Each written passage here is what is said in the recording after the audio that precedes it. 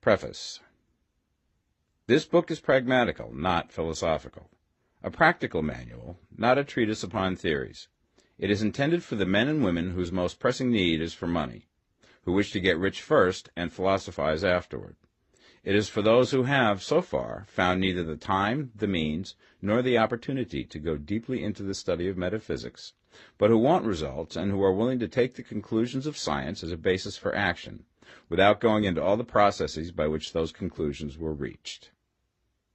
It is expected that the reader will take the fundamental statements upon faith, just as he would take statements concerning a law of electrical action if they were promulgated by a Marconi or an Edison, and taking the statements upon faith, that he will prove their truth by acting upon them without fear or hesitation. Every man or woman who does this will certainly get rich, for the science herein applied is an exact science, and failure is impossible. For the benefit, however, of those who wish to investigate philosophical theories and so secure a logical basis for faith, I will here cite certain authorities. The monistic theory of the universe, the theory that one is all and that all is one, that one substance manifests itself as the seeming many elements of the material world, is of Hindu origin and has been gradually winning its way into the thought of the Western world for 200 years. It is the foundation of all the Oriental philosophies and of those of Descartes, Spinoza, Leibniz, Schopenhauer, Hegel, and Emerson. The reader who would dig to the philosophical foundations of this is advised to read Hegel and Emerson for himself. In writing this book, I have sacrificed all other considerations to plainness and simplicity of style, so that all might understand. The plan of action laid down herein was deduced from the conclusions of philosophy. It has been thoroughly tested and bears the supreme test of practical experiment. It works. If you wish to know how the conclusions were arrived at, read the writings of the authors mentioned above. And if you wish to reap the fruits of their philosophies in actual practice, read this book and do exactly as it tells you to do. The author. Chapter 1. The Right to be Rich. Whatever may be said in praise of poverty, the fact remains that it is not possible to live a really complete or successful life unless one is rich. No man can rise to his greatest possible height in talent or soul development unless he has plenty of money. For to unfold the soul and to develop talent he must have many things to use, and he cannot have these things unless he has money to buy them with. A man develops in mind, soul, and body by making use of these things, and society is so organized that man must have money in order to become the possessor of things. Therefore, the basis of all advancement for man must be the science of getting rich. The object of all life is development, and everything that lives has an inalienable right to all the development it is capable of attaining. Man's right to life means his right to have the free and unrestricted use of all things which may be necessary to his fullest mental, spiritual, and physical unfoldment, or, in other words, his right to be rich. I shall not speak of riches in a figurative way. To be really rich does not mean to be satisfied or contented with a little. No man ought to be satisfied with little if he is capable of using and enjoying more. The purpose of nature is the advancement and unfoldment of life, and every man should have all that can contribute to the power, elegance, beauty, and richness of life. To be content with less is sinful. The man who owns all he wants for the living of all the life he is capable of living is rich, and no man who has not plenty of money can have all he wants. Life has advanced so far and become so complex that even the most ordinary man or woman requires a great amount of wealth in order to live in a manner that even approaches completeness. Every person naturally wants to become all that they are capable of becoming. This desire to realize innate possibilities is inherent in human nature. We cannot help wanting to be all that we can be. Success in life is becoming what you want to be. You can become what you want to be only by making use of things, and you can have the free use of things only as you become rich enough to buy them. To understand the science of getting rich is therefore the most essential of all knowledge. There is nothing wrong in wanting to get rich. The desire for riches is really the desire for a richer, fuller, and more abundant life, and that desire is praiseworthy. The man who does not desire to live more abundantly is abnormal. and so the man who does not desire to have money enough to buy all he wants is abnormal. There are three motives for which we live. We live for the body, we live for the mind, we live for the soul.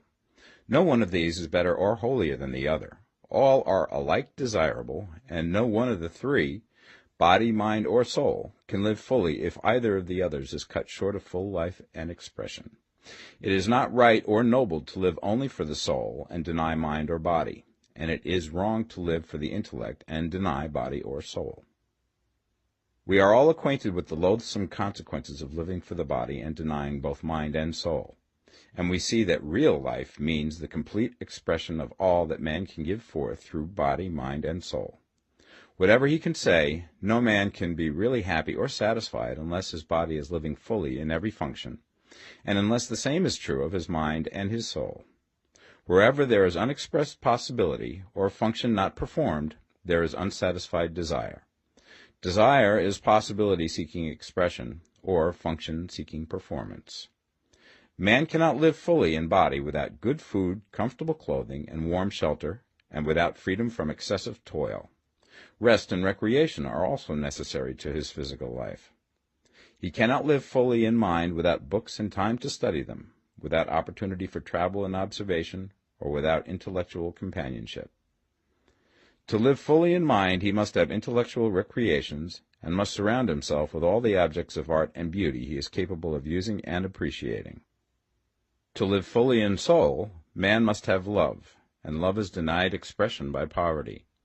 A man's highest happiness is found in the bestowal of benefits on those he loves. Love finds its most natural and spontaneous expression in giving. The man who has nothing to give cannot fill his place as a husband or father, as a citizen or as a man. It is in the use of material things that a man finds full life for his body, develops his mind, and unfolds his soul. It is therefore of supreme importance to him that he should be rich. It is perfectly right that you should desire to be rich. If you are a normal man or woman, you cannot help doing so. It is perfectly right that you should give your best attention to the science of getting rich, for it is the noblest and most necessary of all studies. If you neglect this study, you are derelict in your duty to yourself, to God, and humanity, for you can render to God and humanity no greater service than to make the most of yourself. Chapter 2. There is a science of getting rich. There is a science of getting rich, and it is an exact science, like algebra or arithmetic.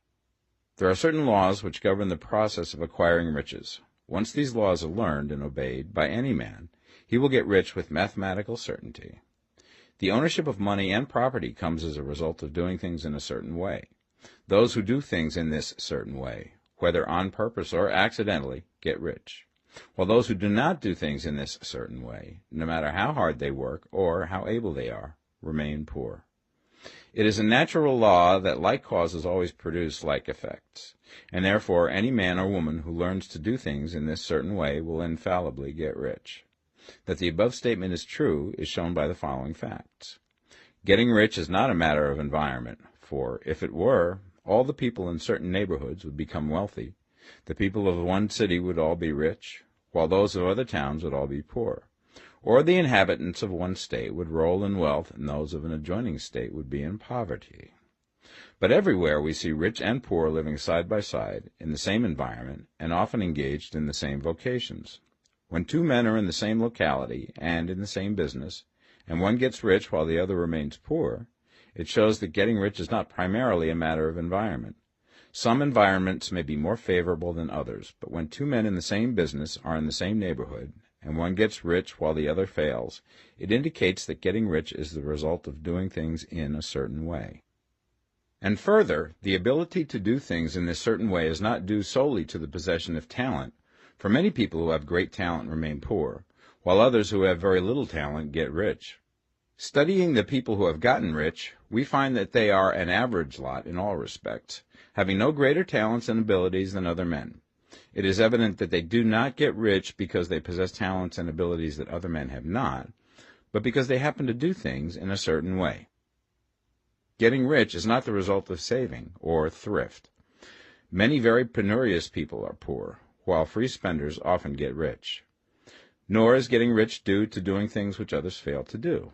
For two men in the same business often do almost exactly the same things, and one gets rich while the other remains poor or becomes bankrupt.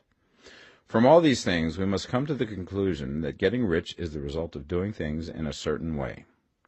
If getting rich is the result of doing things in a certain way, then any man or woman who can do things in that way can become rich, and the whole matter is brought within the domain of exact science. The question arises here whether this certain way may not be so difficult that only a few may follow it. This cannot be true, as we have seen, so far as natural ability is concerned. Talented people get rich, and blockheads get rich. Intellectually brilliant people get rich, and very stupid people get rich. Physically strong people get rich, and weak and sickly people get rich. Some degree of ability to think and understand is, of course, essential. But insofar natural ability is concerned, any man or woman who has sense enough to read and understand these words can certainly get rich. Also, we have seen that it is not a matter of environment. Location counts for something. One would not go to the heart of the Sahara and expect to do successful business. Getting rich involves the necessity of dealing with men and of being where there are people to deal with. And if these people are inclined to deal in the way that you want to deal, so much the better. But that is about as far as environment goes. If anybody else in your town can get rich, so can you. And if anybody else in your state can get rich, so can you. Again, it is not a matter of choosing some particular business or profession. People get rich in every business and in every profession, while their next-door neighbors in the same vocation remain in poverty. It is true that you will do best in a business which you like and which is congenial to you. And if you have certain talents which are well developed, you will do best in a business which calls for the exercise of those talents. Also, you will do best in a business which is suited to your locality.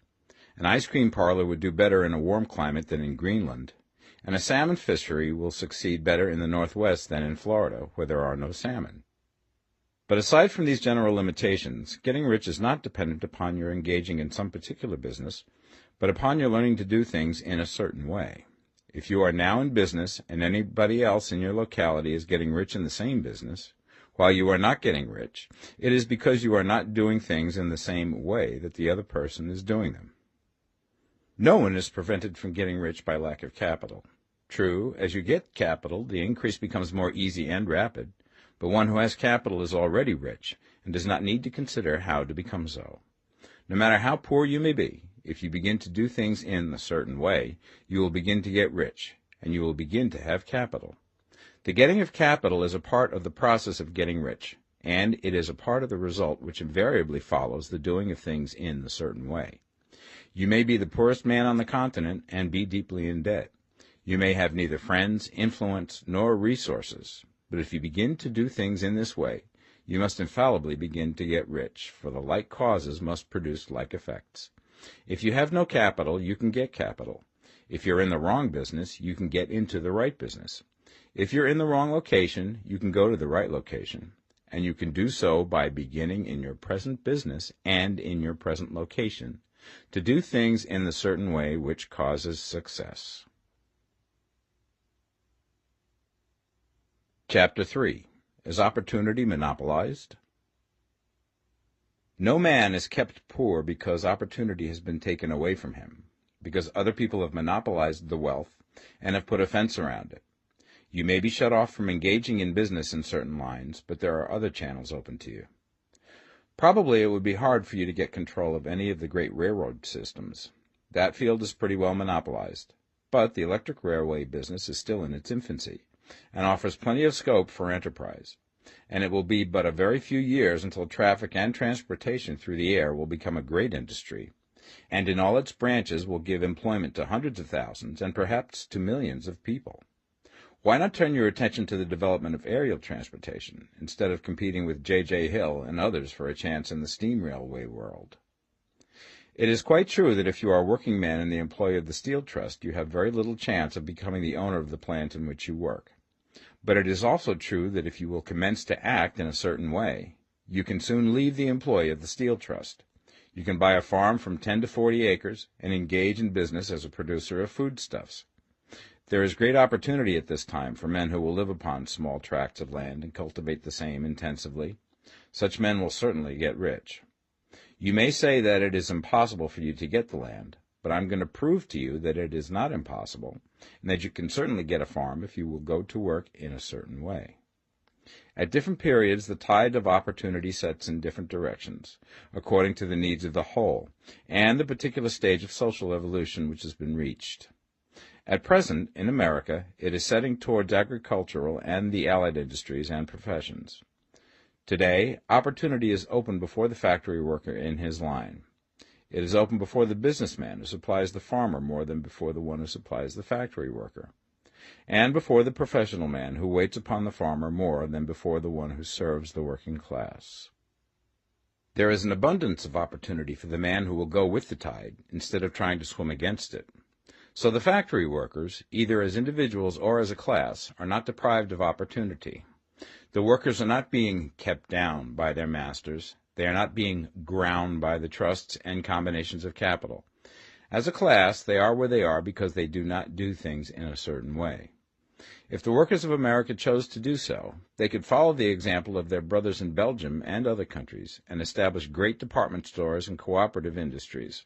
They could elect men of their own class to office and pass laws favoring the development of such cooperative industries, and in a few years they could take peaceable possession of the industrial field. The working class may become the master class whenever they will begin to do things in a certain way. The law of wealth is the same for them as it is for all others. This they must learn, and they will remain where they are as long as they continue to do as they do. The individual worker, however, is not held down by the ignorance or the mental slothfulness of his class. He can follow the tide of opportunity to riches, and this book will tell him how. No one is kept in poverty by a shortness in the supply of riches. There is more than enough for all. A palace as large as the Capitol in Washington might be built for every family on earth from the building material in the United States alone, and under intensive cultivation, this country would produce wool, cotton, linen, and silk enough to clothe each person in the world finer than Solomon was arrayed in all his glory, together with food enough to feed them all luxuriously. The visible supply is practically inexhaustible, and the invisible supply really is inexhaustible. Everything you see on earth is made from one original substance, out of which all things proceed. New forms are constantly being made, and older ones are dissolving, but all are shapes assumed by one thing. There is no limit to the supply of formless stuff or original substance. The universe is made out of it, but it was not all used in making the universe. The spaces in, through, and between the forms of the visible universe are permeated and filled with the original substance, with the formless stuff, with the raw material of all things.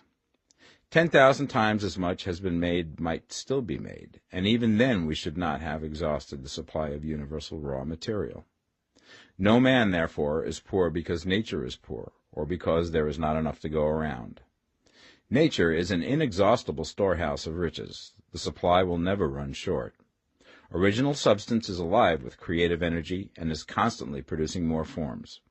When the supply of building material is exhausted, more will be produced. When the soil is exhausted so that foodstuffs and materials for clothing will no longer grow upon it, it will be renewed or more soil will be made. When all the gold and silver has been dug from the earth, if man is still in such a stage of social development that he needs gold and silver, more will be produced from the formless. The formless stuff responds to the needs of man. It will not let him be without any good thing. This is true of man collectively.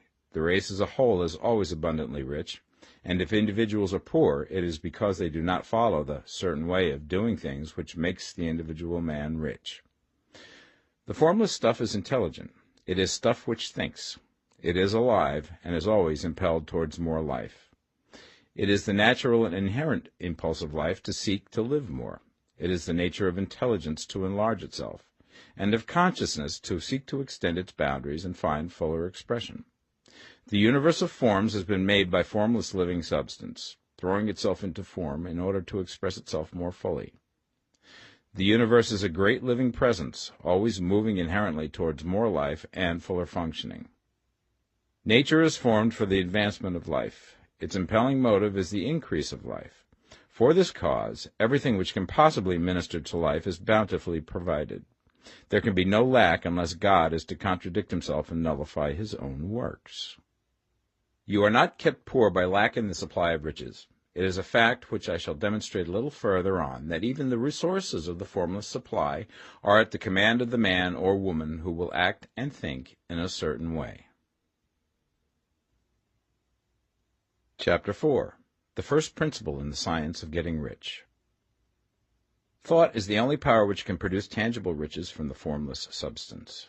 The stuff from which all things are made is a substance which thinks, and a thought of form in this substance produces the form. Original substance moves according to its thoughts. Every form and process you see in nature is the visible expression of a thought in original substance. As the formless stuff thinks of a form, it takes that form. As it thinks of a motion, it makes that motion. That is the way all things were created. We live in a thought world, which is part of a thought universe. The thought of a moving universe extended through formless substance, and the thinking stuff moving according to that thought, took the form of systems of planets and maintains that form. Thinking substance takes the form of its thought and moves according to that thought. Holding the idea of a circling system of suns and worlds, it takes the form of these bodies and moves them as it thinks. Thinking the form of a slow-growing oak tree, it moves accordingly and produces the tree, though centuries may be required to do the work. In creating, the formless seems to move according to the lines of motion it has established. The thought of an oak tree does not cause the instant formation of a full-grown tree, but it does start in motion the forces which will produce the tree, along established lines of growth. Every thought of form held in thinking substance causes the creation of the form, but always, or at least generally, along lines of growth and action already established.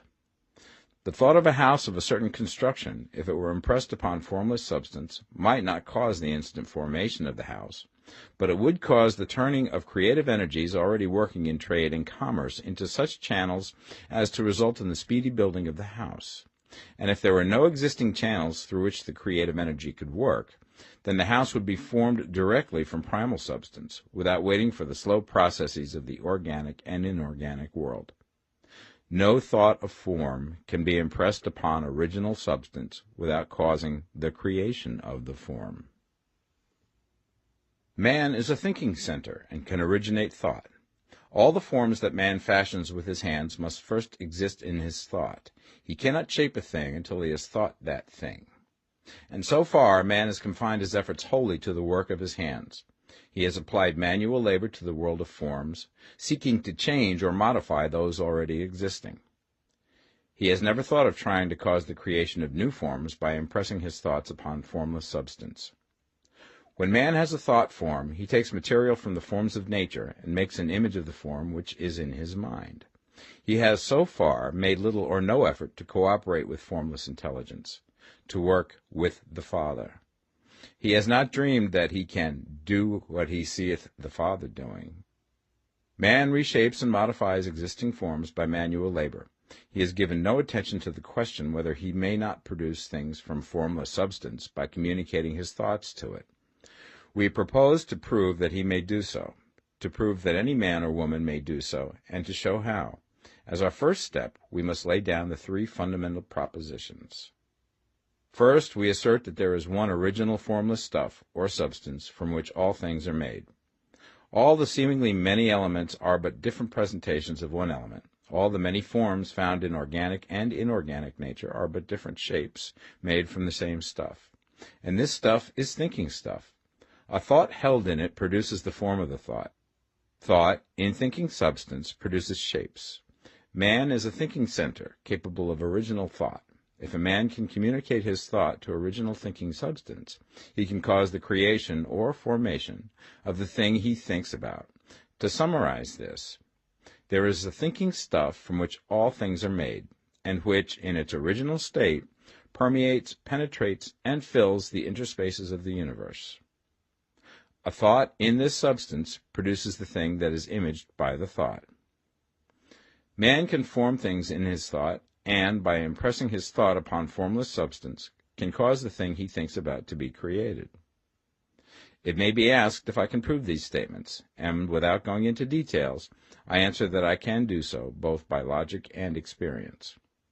Reasoning back from the phenomena of form and thought, I come to one original thinking substance. And reasoning forward from that thinking substance, I come to man's power to cause the formation of the thing he thinks about. And by experiment, I find the reasoning true. And this is my strongest proof. If one man who reads this book gets rich by doing what it tells him to do, that is evidence in support of my claim. But if every man who does what it tells him to do gets rich, that is proof positive until someone goes through the process and fails. The theory is true until the process fails, and this process will not fail. For every man who does exactly what this book tells him to do will get rich. I have said that men get rich by doing things in a certain way, and in order to do so, men must become able to think in a certain way. A man's way of doing things is the direct result of the way he thinks about things. To do things in a way that you want to do them, you will have to acquire the ability to think the way you want to think. This is the first step towards getting rich. To think what you want to think is to think truth, regardless of appearances. Every man has the natural and inherent power to think what he wants to think, but it requires far more effort to do so than it does to think the thoughts which are suggested by appearances. To think according to appearance is easy. To think truth regardless of appearances is laborious, and requires the expenditure of more power than any other work man is called upon to perform. There is no labor from which most people shrink as they do from that of sustained and consecutive thought. It is the hardest work in the world. This is especially true when truth is contrary to appearances. Every appearance in the visible world tends to produce a corresponding form in the mind which observes it, and this can only be prevented by holding the thought of the truth. To look upon the appearance of disease will produce the form of disease in your own mind and ultimately in your body, unless you hold the thought of the truth, which is that there is no disease. It is only an appearance, and the reality is health. To look upon the appearances of poverty will produce corresponding forms in your own mind, unless you hold to the truth that there is no poverty, there is only abundance. To think health when surrounded by the appearance of disease, or to think riches when in the midst of appearances of poverty, requires power, but he who acquires this power becomes a master mind. He can conquer fate. He can have what he wants. This power can only be acquired by getting hold of the basic fact which is behind all appearances, and that fact is that there is one thinking substance, from which and by which all things are made. Then we must grasp the truth that every thought held in this substance becomes a form, and that man can so impress his thoughts upon it as to cause them to take form and become visible things. When we realize this, we lose all doubt and fear, for we know that we can create what we want to create, and we can get what we want to have, and can become what we want to be. As a first step towards getting rich, you must believe the three fundamental statements given previously in this chapter, and in order to emphasize them, I repeat them here. There is a thinking stuff from which all things are made, and which, in its original state, permeates, penetrates, and fills the interspaces of the universe. A thought in this substance produces the thing that is imaged by the thought. Man can form things in his thought, and, by impressing his thought upon formless substance, can cause the thing he thinks about to be created. You must lay aside all other concepts of the universe than this monistic one, and you must dwell upon this until it is fixed in your mind and has become your habitual thought. Read these creed statements over and over again. Fix every word upon your memory, and meditate upon them until you firmly believe what they say. If a doubt comes to you, cast it aside as a sin. Do not listen to arguments against this idea. Do not go to churches or lectures where a contrary concept of things is taught or preached. Do not read magazines or books which teach a different idea. If you get mixed up in your faith, all your efforts will be in vain. Do not ask why these things are true, nor speculate as to how they can be true. Simply take them on trust. The science of getting rich begins with the absolute acceptance of this faith. Chapter 5. Increasing Life. You must get rid of the last vestige of the old idea that there is a deity whose will it is that you should be poor, or whose purposes may be served by keeping you in poverty. The intelligent substance which is all, and in all, which lives in all and lives in you, is a consciously living substance. Being a consciously living substance, it must have the nature and inherent desire of every living intelligence for increase of life. Every living thing must continually seek for the enlargement of its life, because life, in the mere act of living, must increase itself. A seed, dropped into the ground, springs into activity, and in the act of living produces 100 more seeds. Life, by living, multiplies itself. It is forever becoming more. It must do so if it continues to be at all. Intelligence is under the same necessity for continuous increase. Every thought we think makes it necessary for us to think another thought. Consciousness is continually expanding. Every fact we learn leads us to the learning of another fact. Knowledge is continually increasing. Every talent we cultivate brings to the mind the desire to cultivate another talent. We are subject to the urge of life, seeking expression, which ever drives us on to know more, to do more, and to be more. In order to know more, do more, and be more, we must have more. We must have things to use, for we learn and do and become only by using things. We must get rich so that we can live more. The desire for riches is simply the capacity for larger life seeking fulfillment. Every desire is the effort of an unexpressed possibility to come into action. It is power seeking to manifest which causes desire. That which makes you want more money is the same as that which makes the plant grow. It is life, seeking fuller expression. The one living substance must be subject to this inherent law of all life. It is permeated with the desire to live more. That is why it is under the necessity of creating things. The one substance desires to live more in you. Hence, it wants you to have all the things you can use. It is the desire of God that you should get rich. He wants you to get rich because he can express himself better through you if you have plenty of things to use in giving him expression. He can live more in you if you have unlimited command of the means of life. The universe desires you to have everything you want to have. Nature is friendly to your plans. Everything is naturally for you. Make up your mind that this is true. It is essential, however, that your purpose should harmonize with the purpose that is in all. You must want real life, not mere pleasure of sensual gratification. Life is the performance of function, and the individual really lives only when he performs every function, physical, mental, and spiritual, of which he is capable, without excess in any. You do not want to get rich in order to live swinishly, for the gratification of animal desires, that is not life. But the performance of every physical function is a part of life, and no one lives completely who denies the impulses of the body a normal and healthful expression. You do not want to get rich solely to enjoy mental pleasures, to get knowledge, to gratify ambition, to outshine others, to be famous. All these are a legitimate part of life, but the man who lives for the pleasures of the intellect alone will only have a partial life, and he will never be satisfied with his lot. You do not want to get rich solely for the good of others, to lose yourself for the salvation of mankind, to experience the joys of philanthropy and sacrifice. The joys of the soul are only a part of life, and they are no better or nobler than any other part. You want to get rich in order that you may eat, drink, and be merry when it is time to do these things, in order that you may surround yourself with beautiful things, see distant lands, feed your mind, and develop your intellect, in order that you may love men and do kind things, and be able to play a good part in helping the world to find truth. But remember that extreme altruism is no better and no nobler than extreme selfishness. Both are mistakes.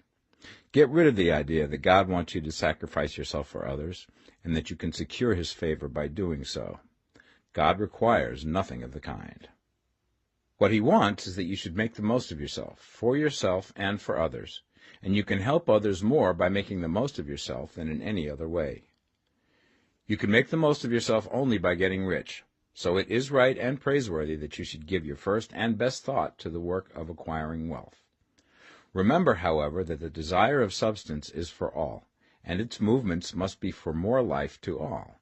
It cannot be made to work for less life to any, because it is equally in all, seeking riches and life. Intelligent substance will make things for you, but it will not take things away from someone else and give them to you. You must get rid of the thought of competition. You are to create, not to compete for what is already created. You do not have to take anything away from anyone. You do not have to drive sharp bargains. You do not have to cheat or to take advantage. You do not need to let any man work for you for less than he earns. You do not have to covet the property of others or to look at it with wishful eyes. No man has anything of which you cannot have the like, and that without taking what he has away from him. You are to become a creator, not a competitor. You are going to get what you want, but in such a way that when you get it, every other man will have more than he has now. I am aware that there are men who get a vast amount of money by proceeding in direct opposition to the statements in the paragraph above, and may add a word of explanation here. Men of the plutocratic type, who become very rich, do so sometimes purely by their extraordinary ability on the plane of competition, and sometimes they unconsciously relate themselves to substance and its great purposes and movements for the general racial upbuilding through industrial evolution. Rockefeller, Carnegie, Morgan, et al. Have been the unconscious agents of the supreme in the necessary work of systematizing and organizing productive industry, and, in the end, their work will contribute immensely towards increased life for all. Their day is nearly over, they have organized production, and will soon be succeeded by the agents of the multitude, who will organize the machinery of distribution. The multimillionaires are like the monster reptiles of the prehistoric eras. They play a necessary part in the evolutionary process, but the same power which produced them will dispose of them, and it is well to bear in mind that they have never been really rich. A record of the private lives of most of this class will show that they have really been the most abject and wretched of the poor. Riches secured on the competitive plane are never satisfactory and permanent. They are yours today and another's tomorrow. Remember, if you are to become rich in a scientific and certain way, you must rise entirely out of the competitive thought. You must never think for a moment that the supply is limited. Just as soon as you begin to think that all the money is being cornered and controlled by bankers and others, and that you must exert yourself to get laws passed to stop this process, and so on, in that moment you drop into the competitive mind, and your power to cause creation is gone for the time being. And what is worse, you will probably arrest the creative movements you have already instituted. Know that there are countless millions of dollars worth of gold in the mountains of the earth, not yet brought to light, and know that if there were not, more would be created from thinking substance to supply your needs. Know that the money you need will come, even if it is necessary for 1,000 men to be led to the discovery of new gold mines tomorrow. Never look at the visible supply. Look always at the limitless riches in formless substance, and know that they are coming to you as fast as you can receive and use them. Nobody, by cornering the visible supply, can prevent you from getting what is yours. So never allow yourself to think for an instant that all the best building spots will be taken before you get ready to build your house, unless you hurry. Never worry about the trusts and combines, and get anxious for fear that they will soon come to own the whole earth. Never get afraid that you will lose what you want because some other person beat you to it. That cannot possibly happen. You are not seeking anything that is possessed by anybody else. You are causing what you want to be created from formless substance, and the supply is without limits. Stick to the formulated statement. There is a thinking stuff from which all things are made, and which, in its original state, permeates, penetrates, and fills the interspaces of the universe. A thought in this substance produces the thing that is imaged by the thought. Man can form things in his thought, and by impressing his thought upon formless substance, can cause the thing he thinks about to be created. Chapter 6. How Riches Come to You. When I say that you do not have to drive sharp bargains, I do not mean that you do not have to drive any bargains at all, or that you are above the necessity for having any dealings with your fellow men. I mean that you will not need to deal with them unfairly. You do not have to get something for nothing, but can give to every man more than you take from him. You cannot give every man more in cash market value than you take from him, but you can give him more in use value than the cash value of the thing you take from him.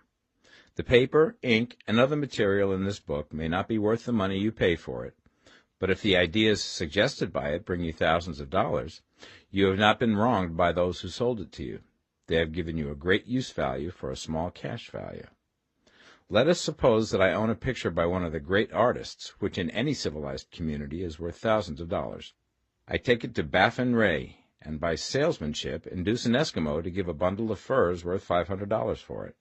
I have really wronged him, for he has no use for the picture. It has no value to him. It will not add to his life. But suppose I give him a gun worth $50 for his furs. Then he has made a good bargain. He has use for the gun. It will get him many more furs and much food. It will add to his life in every way. It will make him rich. When you rise from the competitive to the creative plane, you can scan your business transactions very strictly, and if you are selling any man anything which does not add more to his life than the thing he gives you in exchange, you can afford to stop it. You do not have to beat anybody in business, and if you are in a business which does beat people, get out of it at once. Give every man more in use value than you take from him in cash value. Then you are adding to the life of the world by every business transaction. If you have people working for you, you must take from them more in cash value than you pay them in wages. But you can so organize your business that it will be filled with the principle of advancement, and so that each employee who wishes to do so may advance a little every day. You can make your business do for your employees what this book is doing for you. You can so conduct your business that it will be a sort of ladder, by which every employee who will take the trouble may climb to riches himself, and, given the opportunity, if he will not do so, it is not your fault. And finally, because you are to cause the creation of your riches from formless substance which permeates all your environment, it does not follow that they are to take shape from the atmosphere and come into being before your eyes. If you want a sewing machine, for instance, I do not mean to tell you that you are to impress the thought of a sewing machine on thinking substance until the machine is formed without hands, in the room where you sit or elsewhere. But if you want a sewing machine, hold the mental image of it with the most positive certainty that it is being made, or is on its way to you. After once forming the thought, have the most absolute and unquestioning faith that the sewing machine is coming. Never think of it, or speak of it, in any other way than as being sure to arrive. Claim it as already yours. It will be brought to you by the power of the Supreme Intelligence, acting upon the minds of men. If you live in Maine, it may be that a man will be brought from Texas or Japan to engage in some transaction which will result in your getting what you want. If so, the whole matter will be as much to that man's advantage as it is to yours. Do not forget for a moment that the thinking substance is through all, in all, communicating with all, and can influence all. The desire of thinking substance for a fuller life and better living has caused the creation of all the sewing machines already made, and it can cause the creation of millions more, and will, whenever men set it in motion by desire and faith, and by acting in a certain way. You can certainly have a sewing machine in your house, and it is just as certain that you can have any other thing or things which you want, and which you will use for the advancement of your own life and the lives of others. You need not hesitate about asking largely. It is your Father's pleasure to give you the kingdom, said Jesus. Original substance wants to live all that is possible in you, and wants you to have all that you can or will use for the living of the most abundant life. If you fix upon your consciousness the fact that the desire you feel for the possession of riches is one with the desire of omnipotence for more complete expression, your faith becomes invincible. Once I saw a little boy sitting at a piano, and vainly tried to bring harmony out of the keys, and I saw that he was grieved and provoked by his inability to play real music.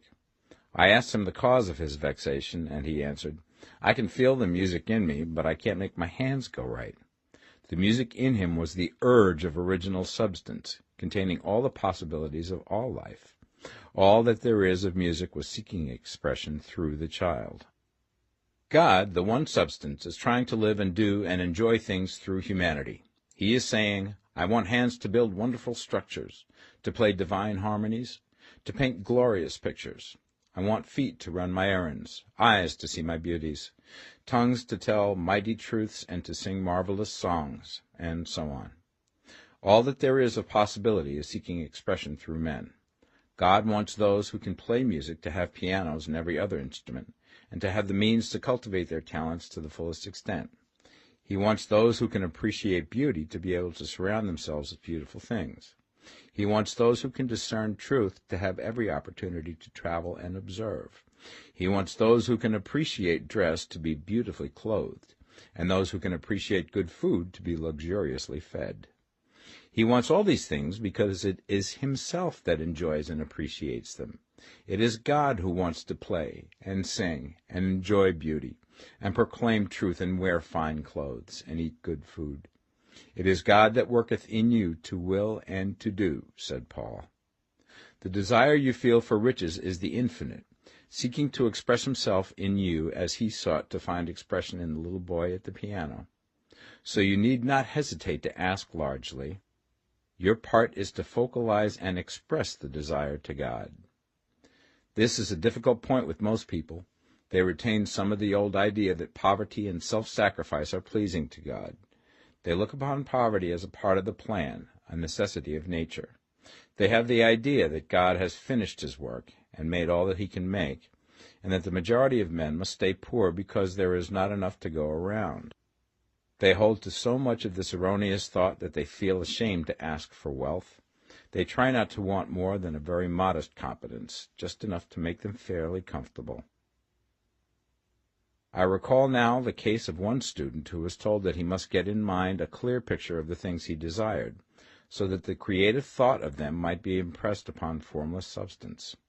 He was a very poor man, living in a rented house, and having only what he earned from day to day, and he could not grasp the fact that all wealth was his. So, after thinking the matter over, he decided that he might reasonably ask for a new rug for the floor of his best room, and an anthracite coal stove to heat the house during the cold weather. Following the instructions given in this book, he obtained these things in a few months, and then it dawned upon him that he had not asked enough. He went through the house in which he lived, and planned all the improvements he would like to make in it. He mentally added a bay window here and a room there, until it was complete in his mind as an ideal home, and then he planned its furnishings. Holding the whole picture in his mind, he began living in the certain way, and moving towards what he wanted, and he now owns the house, and is rebuilding it after the form of his mental image. And now, with still larger faith, he is going to get greater things. It has been unto him according to his faith, and it is so with you and with all of us. Chapter 7. Gratitude. The illustrations given in the last chapter will have conveyed the fact that the first step towards getting rich is to convey the idea of your wants to the formless substance. This is true, and you will see that in order to do so, it becomes necessary to relate yourself to the formless intelligence in a harmonious way. To secure this harmonious relation is a matter of such primary and vital importance that I shall give some space to its discussion here, and give you instructions which, if you will follow them, will be certain to bring you into perfect unity of mind with God.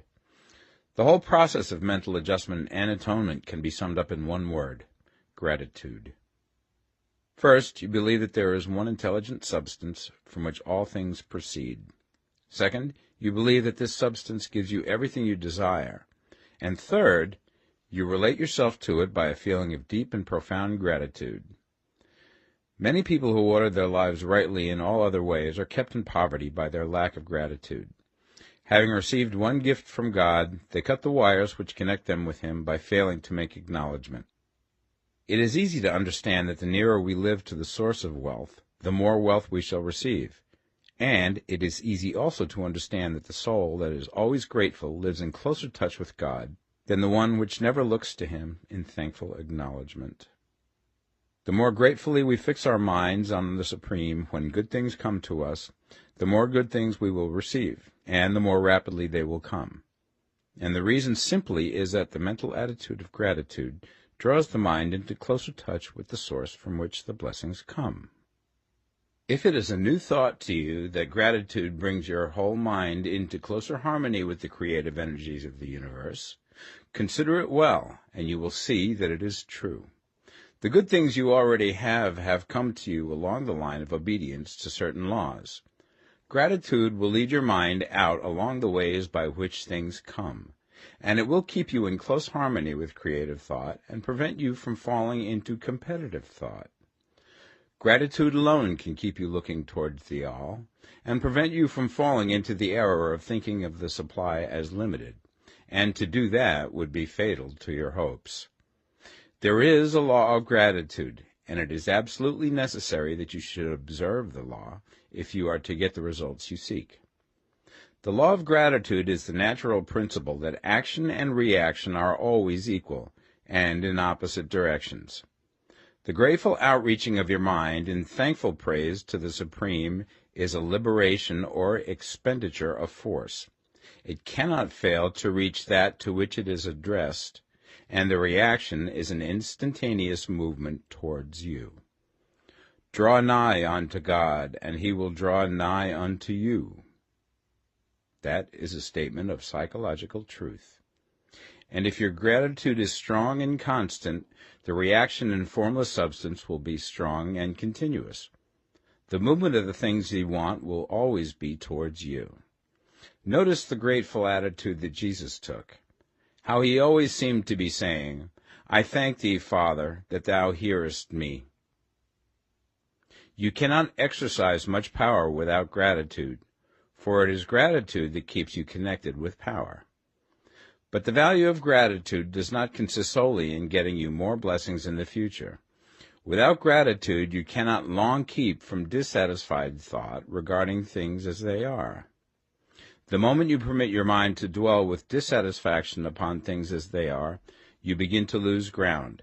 You fix attention upon the common, the ordinary, the poor, and the squalid and mean, and your mind takes the form of these things.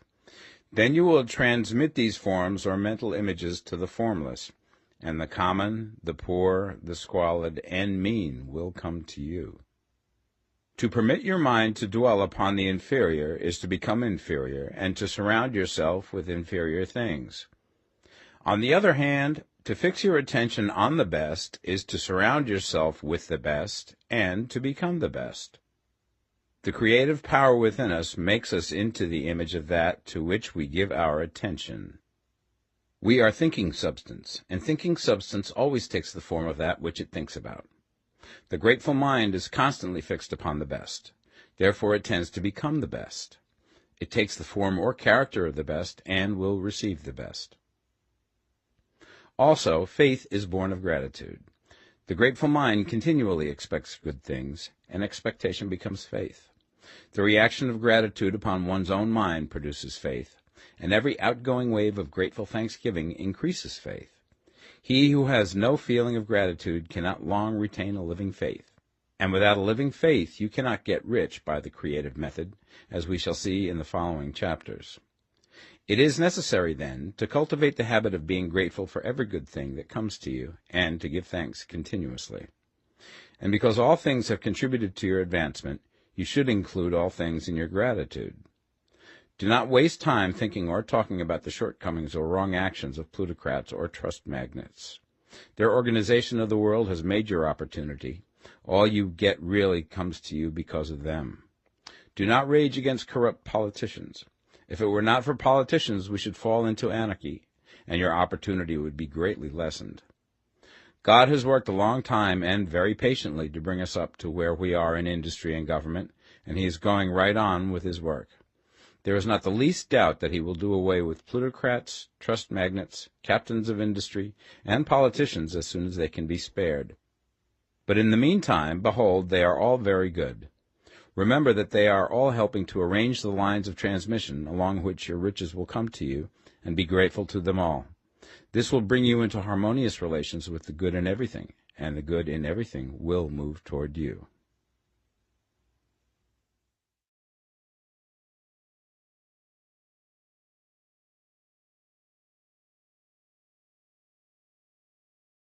The Science of Getting Rich, Part 2.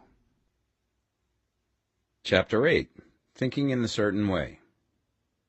You must form a clear and definite mental picture of what you want. You cannot transmit an idea unless you have it yourself. You must have it before you can give it, and many people fail to impress thinking substance because they have themselves only a vague and misty concept of the things they want to do, to have, or to become. It is not enough that you should have a general desire for wealth to do good with. Everybody has that desire. It is not enough that you should have a wish to travel, see things, live more, etc. Everybody has those desires also. If you were going to send a wireless message to a friend, you would not send the letters of the alphabet in their order and let him construct the message for himself, nor would you take words at random from the dictionary. You would send a coherent sentence, one which meant something. When you try to impress your wants upon substance, remember that it must be done by a coherent statement. You must know what you want and be definite. You can never get rich or start the creative power into action by sending out unformed longings and vague desires.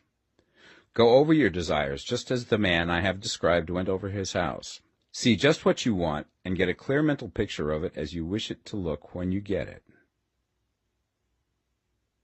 That clear mental picture you must have continually in mind, as the sailor has in mind the port towards which he is sailing the ship. You must keep your face towards it all the time. You must no more lose sight of it than the steersman loses sight of the compass.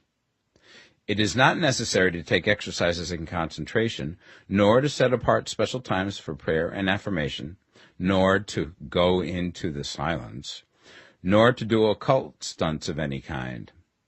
There things are well enough, but all you need is to know what you want, and to want it badly enough so that it will stay in your thoughts. Spend as much of your leisure time as you can in contemplating your picture, but no one needs to take exercises to concentrate his mind on a thing which he really wants. It is the things you do not really care about which require effort to fix your attention upon them. And unless you really want to get rich, so that the desire is strong enough to hold your thoughts directly to the purpose, as the magnetic pole holds the needle of the compass, it will hardly be worthwhile for you to try to carry out the instructions given in this book. The methods herein set forth are for people whose desire for riches is strong enough to overcome mental laziness and the love of ease, and make them work. The more clear and definite you make your pictures then, and the more you dwell upon it, bringing out all of its delightful details, the stronger your desire will be, and the stronger your desire, the easier it will be to hold your mind fixed upon the picture of what you want. Something more is necessary, however, than merely to see the picture clearly. If that is all you do, you are only a dreamer, and will have little or no power for accomplishment. Behind your clear vision must be the purpose to realize it, to bring it out in tangible expression. And behind this purpose must be an invincible and unwavering faith that the thing is already yours, that it is at hand, and you have only to take possession of it. Live in the new house mentally until it takes form around you physically. In the mental realm, enter at once into full enjoyment of the things you want. Whatsoever things ye ask for when ye pray, believe that ye receive them, and ye shall have them, said Jesus. See the things you want as if they were actually around you all the time. See yourself as owning and using them. Make use of them in imagination, just as you will use them when they are your tangible possessions. Dwell upon your mental picture until it is clear and distinct, and then take the mental attitude of ownership towards everything in that picture. Take possession of it in mind, in the full faith that it is actually yours. Hold to this mental ownership. Do not waver for an instant in the faith that it is real. And remember what was said in the preceding chapter about gratitude. Be as thankful for it all the time as you expect to be when it has taken form. The man who can sincerely thank God for the things which as yet he owns only in imagination has real faith. He will get rich. He will cause the creation of whatsoever he wants. You do not need to pray repeatedly for things you want. It is not necessary to tell God about it every day. Use not vain repetitions as the heathens do, said Jesus to his pupils. For your Father knoweth that ye have need of these things before ye ask him. Your part is to intelligently formulate your desires for the things which make for a larger life, and to get these desires arranged into a coherent whole, and then to impress this whole desire upon the formless substance, which has the power and the will to bring you what you want. You do not make this impression by repeating strings of words. You make it by holding the vision with unshakable purpose to attain it, and with steadfast faith that you do attain it. The answer to your prayer is not according to your faith while you are talking, but according to your faith while you are working. You cannot impress the mind of God by having a special Sabbath day set apart to tell him what you want, and then forgetting him during the rest of the week. You cannot impress him by having special hours to go into your closet and pray, if you then dismiss the matter from your mind until the hour of prayer comes again. Oral prayer is well enough, and has its effect, especially upon yourself, in clarifying your vision and strengthening your faith. But it is not your oral petitions which get you what you want. In order to get rich, you do not need a sweet hour of prayer. You need to pray without ceasing. And by prayer I mean holding steadily to your vision, with the purpose to cause its creation into solid form, and the faith that you are doing so. Believe that ye receive them. The whole matter turns on receiving, once you have clearly formed your vision. When you have formed it, it is well to make an oral statement, addressing the Supreme in reverent prayer, and from that moment you must, in mind, receive what you ask for. Live in the new house, wear the fine clothes, ride in the automobile, go on the journey, and confidently plan for greater journeys. Think and speak of all things you have asked for in terms of actual present ownership. Imagine an environment and a financial condition exactly as you want them, and live all the time in that imaginary environment and financial condition. Mind, however, that you do not do this as a mere dreamer and castle builder. Hold to the faith that the imaginary is being realized, and to the purpose to realize it. Remember that it is faith and purpose in the use of imagination which makes the difference between the scientist and the dreamer. And having learned this fact, it is here that you must learn the proper use of the will. Chapter 9. How to use the will. To set about getting rich in a scientific way, you do not try to apply your willpower to anything outside of yourself. You have no right to do so anyway. It is wrong to apply your will to other men and women in order to get them to do what you wish done. It is as flagrantly wrong to coerce people by mental power as it is to coerce them by physical power. If compelling people by physical force to do things for you reduces them to slavery, compelling them by mental means accomplishes exactly the same thing. The only difference is in methods.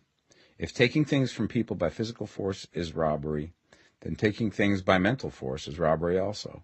There is no difference in principle. You have no right to use your willpower upon another person, even for his own good, for you do not know what is for his good. The science of getting rich does not require you to apply power or force to any other person in any way whatsoever. There is not the slightest necessity for doing so. Indeed, any attempt to use your will upon others will only tend to defeat your purpose. You do not need to apply your will to things in order to compel them to come to you. That would simply be trying to coerce God, and would be foolish and useless, as well as irreverent. You do not have to compel God to give you good things, any more than you have to use your willpower to make the sun rise. You do not have to use your willpower to conquer an unfriendly deity, or to make stubborn and rebellious forces do your bidding. Substance is friendly to you, and is more anxious to give you what you want than you are to get it. To get rich, you need only to use your willpower upon yourself. When you know what to think and do, then you must use your will to compel yourself to think and do the right things. That is the legitimate use of the will in getting what you want, to use it in holding yourself to the right course. Use your will to keep yourself thinking and acting in the certain way. Do not try to project your will or thoughts or your mind out into space to act on things or people. Keep your mind at home. It can accomplish more there than elsewhere. Use your mind to form a mental image of what you want and to hold that vision with faith and purpose, and use your will to keep your mind working in the right way. The more steady and continuous your faith and purpose, the more rapidly you will get rich, because you will make only positive impressions upon substance, and you will not neutralize or offset them by negative impressions. The picture of your desires, held with faith and purpose, is taken up by the formless and permeates it to great distances throughout the universe, for all I know. As this impression spreads, all things are set moving towards its realizations. Every living thing, every inanimate thing, and the things yet uncreated, are stirred towards bringing into being that which you want. All forces begin to be exerted in that direction. All things begin to move towards you. The minds of people everywhere are influenced towards doing the things necessary to the fulfilling of your desires, and they work for you unconsciously. But you can check all this by starting a negative impression in the formless substance. Doubt or unbelief is as certain to start a movement away from you as faith and purpose are to start one toward you. It is by not understanding this that most people who try to make use of mental science in getting rich make their failure. Every hour and moment you spend in giving heeds to doubts and fears. Every hour you spend in worry, every hour in which your soul is possessed by unbelief, sets a current away from you in the whole domain of intelligent substance. All the promises are unto them that believe, and unto them only. Notice how insistent Jesus was upon this point of belief, and now you know the reason why. Since belief is all important, it behooves you to guard your thoughts, and as your beliefs will be shaped to a very great extent by the things you observe and think about, it is important that you should command your attention. And here the will comes into use, for it is by your will that you determine upon what things your attention shall be fixed. If you want to become rich, you must not make a study of poverty. Things are not brought into being by thinking about their opposites. Health is never to be attained by studying disease and thinking about disease. Righteousness is not to be promoted by studying sin and thinking about sin. And no one ever got rich by studying poverty and thinking about poverty. Medicine as a science of disease has increased disease. Religion as a science of sin has promoted sin. And economics as a study of poverty will fill the world with wretchedness and want. Do not talk about poverty. Do not investigate it or concern yourself with it. Never mind what its causes are. You have nothing to do with them. What concerns you is the cure. Do not spend your time in charitable work or charity movements. All charity only tends to perpetuate the wretchedness it aims to eradicate. I do not say that you should be hard-hearted or unkind and refuse to hear the cry of need, but you must not try to eradicate poverty in any of the conventional ways. Put poverty behind you, and put all that pertains to it behind you, and make good. Get rich. That is the best way you can help the poor. And you cannot hold the mental image which is to make you rich if you fill your mind with pictures of poverty. Do not read books or papers which give circumstantial accounts of the wretchedness of the tenement dwellers, of the horrors of child labor, and so on. Do not read anything which fills your mind with gloomy images of want and suffering. You cannot help the poor in the least by knowing about these things, and the widespread knowledge of them does not tend at all to do away with poverty. What tends to do away with poverty is not getting the pictures of poverty into your mind, but getting pictures of wealth into the minds of the poor. You are not deserting the poor in their misery when you refuse to allow your mind to be filled with pictures of that misery. Poverty can be done away with, not by increasing the number of well-to-do people who think about poverty, but by increasing the number of poor people who purpose with faith to get rich. The poor do not need charity, they need inspiration. Charity only sends them a loaf of bread to keep them alive in their wretchedness, or give them an entertainment to make them forget for an hour or two. But inspiration will cause them to rise out of their misery. If you want to help the poor, demonstrate to them that they can become rich. Prove it by getting rich yourself.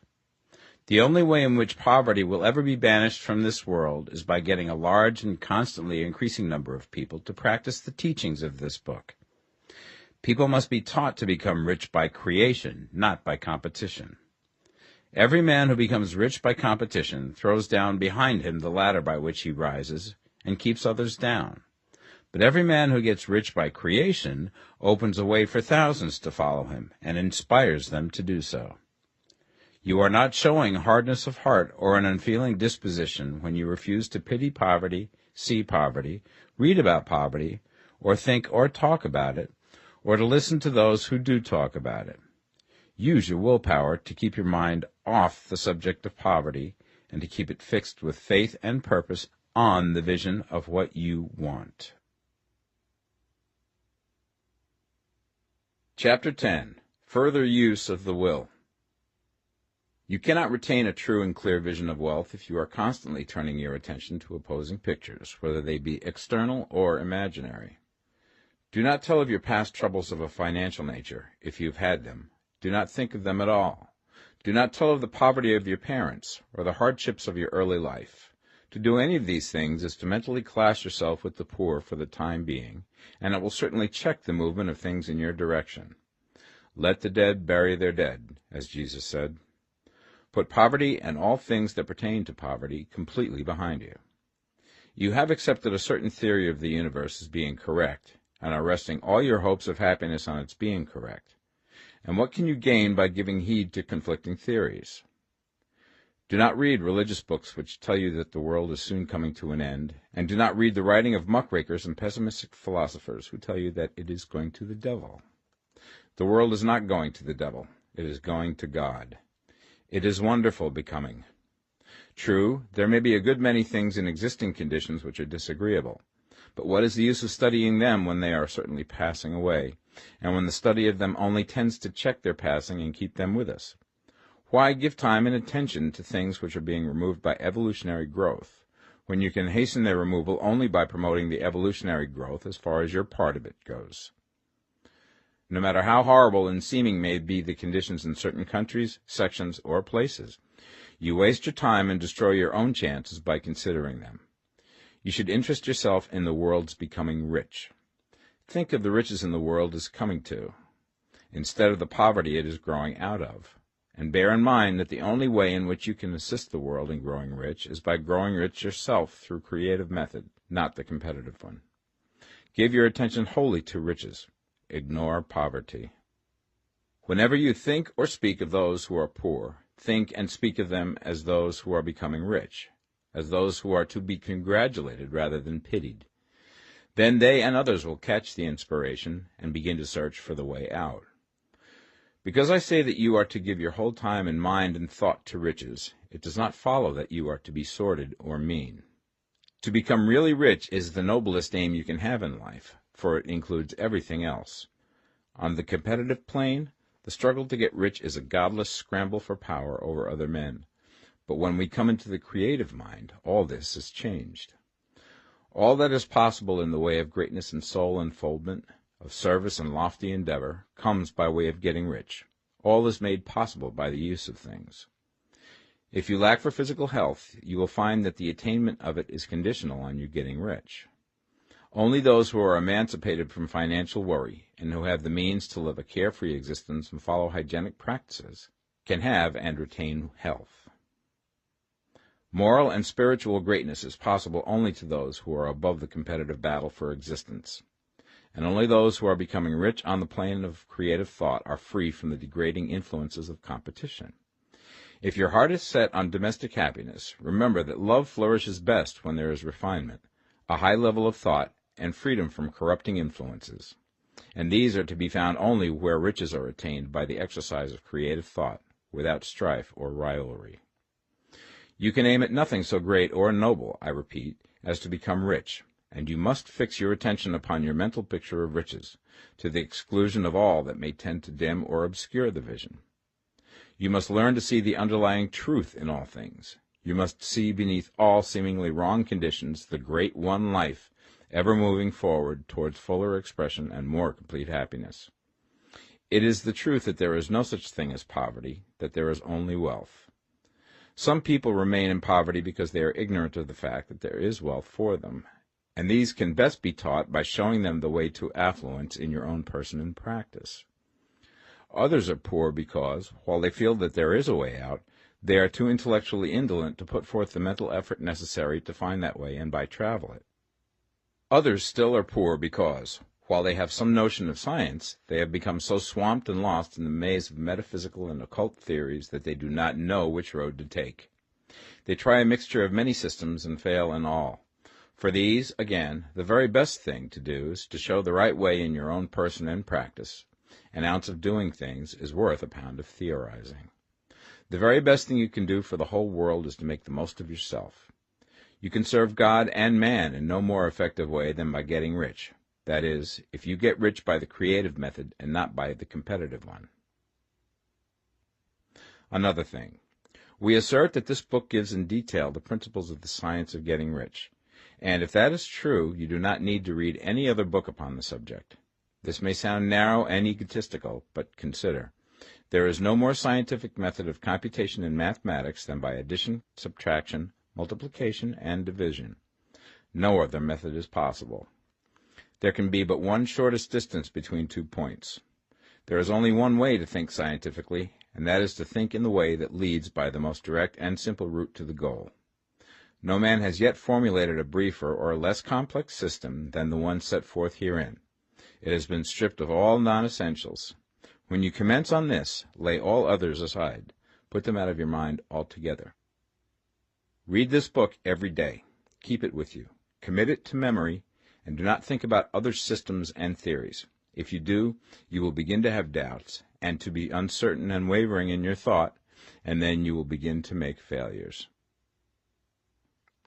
After you have made good and become rich, you may study other systems as much as you please. But until you are quite sure that you have gained what you want, do not read anything on this line but this book, unless it be the authors mentioned in the preface. And read only the most optimistic comments on the world's news, those in harmony with your picture. Also, postpone your investigations into the occult. Do not dabble in theosophy, spiritualism, or kindred studies. It is very likely that the dead still live and are near, but if they are, let them alone. Mind your own business. Wherever the spirits of the dead may be, they have their own work to do and their own problems to solve, and we have no right to interfere with them. We cannot help them, and it is very doubtful whether they can help us, or whether we have any right to trespass upon their time if they can. Let the dead and the hereafter alone, and solve your own problem. Get rich. If you begin to mix with the occult, you will start mental cross-currents which will surely bring your hopes to shipwreck. Now, this and the preceding chapters have brought us to the following statement of basic facts. There is a thinking stuff from which all things are made, and which, in its original state, permeates, penetrates, and fills the interspaces of the universe. A thought in this substance produces the thing that is imaged by the thought. Man can form things in his thought, and, by impressing his thought upon formless substance, can cause the thing he thinks about to be created. In order to do this, man must pass from the competitive to the creative mind. He must form a clear mental picture of the things he wants, and hold this picture in his thoughts with the fixed purpose to get what he wants, and the unwavering faith that he does get what he wants, closing his mind against all that may tend to shake his purpose, dim his vision, or quench his faith. And in addition to all this, we shall now see that he must live and act in a certain way.